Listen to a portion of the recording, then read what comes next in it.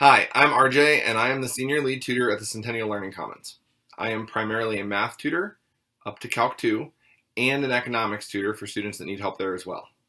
I did receive both my bachelor's degree in mathematics and economics from UCCS, and have been an experienced tutor at the Learning Commons since 2016.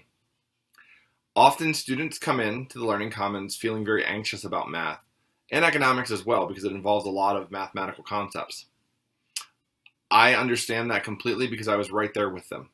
When I started taking math at Pikes Peak Community College, I started at what was then called 099. Now we call it 055, but it was pre-college level math, and I felt like I would never get it. However, I think I've learned some tips and some tricks that made me successful, and I hope to be able to pass those on to you. The first of those is to just breathe.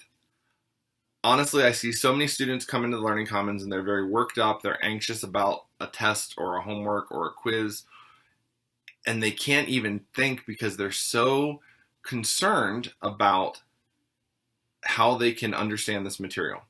The first step is just to take a breath. Just calm down. And then you're going to be able to think a little more clearly. And when we can do that, the problems don't seem as big. Secondly, practice, practice, practice.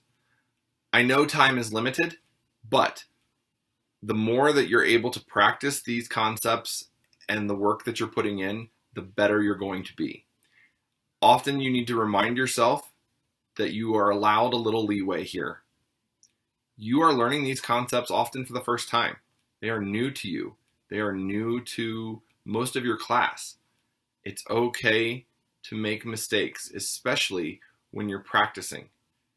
You want to be able to learn it firmly, and one of the ways to do that is to have a growth mindset and understand that when you make a mistake, you learn from that and move on, and give yourself a little bit of grace to say, it's okay that I made a mistake.